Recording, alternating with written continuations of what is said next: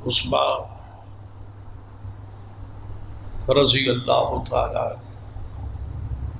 رسول اللہ کتنے خوش تھے عثمان سے، کتنے راضی تھے عثمان سے۔ شاہ ولی اللہ محدث دہلوی رحمہ اللہ نے ضالۃ الخلفاء میں یہ بات لکھی ہے کہ میرے اور آپ کے محبوب جناب محمد صلی اللہ علیہ وسلم اپنے گھر پاک میں تشریف لے آئے۔ ام المومنین سیدہ عائشہ رضی اللہ تعالیٰ عنہا سے پوچھا گھر میں کوئی کھانے کے لیے چیز ہے؟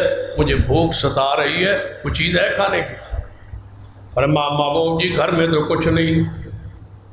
آپ فرمایا چلو کچھ نہیں تو پھر نماز پڑھتے ہیں، مسجد نبوی میں جا کے اللہ کا ذکر کرتے ہیں، نماز پڑھتے ہیں، نفلی نماز، کیوں قرآن کا حکم ہے یا ایھا الذین آمنوا استعینوا بالصبر والصلاۃ ان اللہ مع الصابرین۔ جب کوئی مشکل وقت آئے تو نماز سے مدد طلب کرو، نماز پڑھتے ہیں، اللہ سے دعا کرتے ہیں۔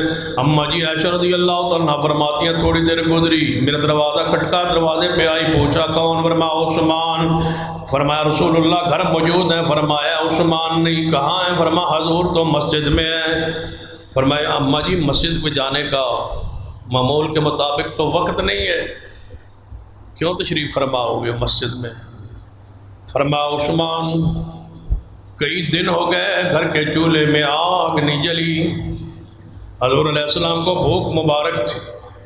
آپ نے پوچھا گھر میں کوئی کھانے کی چیز؟ میں نے فرمایا گھر میں کھانے کے لیے کوئی چیز نہیں ہے۔ رسول اللہ مسجد میں تشریف لے گئے، سیدنا عثمان رضی اللہ تعالیٰ گھر گئے، تھوڑی دیر بعد واپس آئے، کچھ آٹا اٹھایا ہوا، کچھ گوشت اٹھایا ہوا، کچھ راشن لیا ہوا، کچھ سونے کے سکے لے ہوئے، نقدی حضور کے دروازے پہ آ کے رکھی۔ اماں جی عائشہ رضی اللہ تعالیٰ دروازے پہ آئیں، فرمایا اماں جی یہ وصول کریں اور حضور کے لیے کھانا پکائیں، تیار کریں، اور جب بھی کوئی ایسا مسئلہ پیش آئے عثمان کو یاد کر لیا کرو، ہمارے حالات اتنے بھی خراب نہیں ہیں کہ حضور کے لیے کھانے وانے کا انتظام نہ فرما سکیں، ہمارے لیے حکم کر دیا کرو، عثمان کو پیغام دے دیا کرو۔ اماں جی ایسا فرماتی ہیں میں اٹھی، آٹا گوندنا شروع کیا، کھانا پکانا شروع کیا۔ حضور تشریف لے آیا کہ پوچھا عائشہ یہ کھانا کہاں سے آ گیا، یہ آٹا اور گوشت کہاں سے آ گیا؟ میں نے عرض کی محبوب جی عثمان اس طرح آئے تھے، انہوں نے پوچھا، میں نے ذکر کیا، وہ لے آئے۔ آپ فرمایا عائشہ کیوں بتلایا عثمان کو، عثمان پریشان ہوگا؟ فرمایا محبوب جی انہوں نے اصرار کیا، میں نے بتا دیا، کھانا پک گیا، تیار ہو گیا، دسترخوان پہ لگ گیا۔ اماں جی عائشہ فرماتی ہیں میں دیکھ رہی تھی حضور کھانے لگے، میں بھی آپ کے ساتھ بیٹھ کے حضور لقمہ اٹھاتے تھے، ایک ایک لقمہ اٹھا کے فرمایا الحمدللہ، ساتھ آسمان کی طرف دیکھ کے کہتے تھے اے اللہ میں عثمان سے راضی ہوں، اے اللہ میں عثمان سے راضی ہوں، تو بھی عثمان سے راضی ہو جا۔ عثمان پر اللہ راضی ہے، رسول اللہ راضی ہے۔ قرآن کے الفاظ لقد رضی اللہ عن المؤمنین اذ یبایعونک تحت الشجرہ فعلم ما فی قلوبہم فانزل السکینۃ علیہم واصابہم فتحا قریبا۔ نبی علیہ السلام نے صلح حدیبیہ کا موقع ہے، 1500 صحابہ کرام، 1400 1450 یا 1500 صحابہ کرام نے سب نے بیت اللہ جانے کے ارادے سے رام باندھے ہوئے عمرہ کے لیے تشریف لے آئے، حدیبیہ کے مقام پہ پہنچے، کفار کی طرف آپ نے فرمایا کوئی ایک رسول بن کے جائے، کوئی ایک قاصد بن کے جائے، ایک پیغام رساں بن کے جائے۔ توجہ فرمانا، عربی کی زبان کے اندر قاصد کو رسول کہا جاتا ہے، رسول ہوتا ہے جس کو قاصد کو کیا کہتے ہیں عربی میں؟ رسول۔ تو یہاں ایک عالم نے بڑی پیاری بات لکھی ہے، فرمایا محمد الرسول اللہ،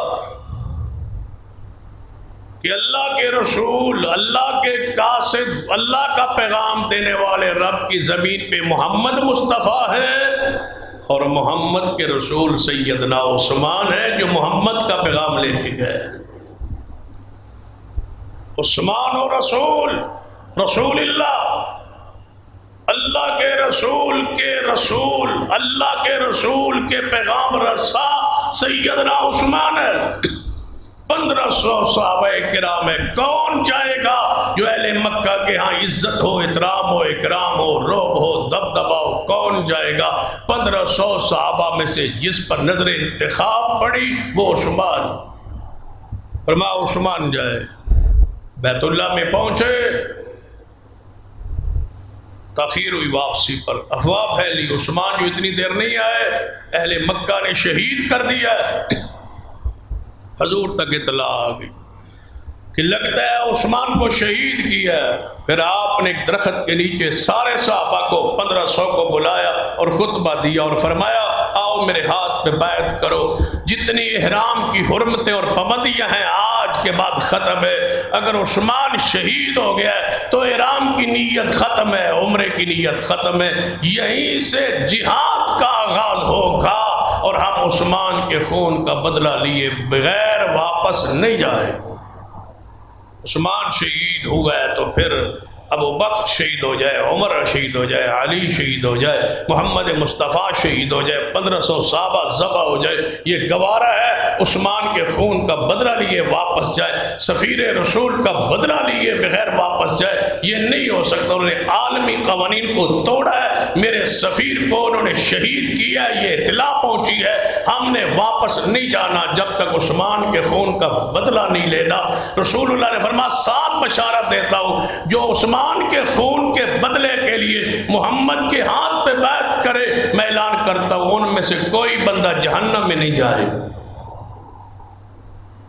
جنہوں نے عثمان کے لیے بیعت کی وہ جہنم میں نہیں جائیں گے، جنہوں نے عثمان کے لیے بیعت کی وہ جہنم میں نہیں جائیں گے، تو عثمان خود کیسے جائے؟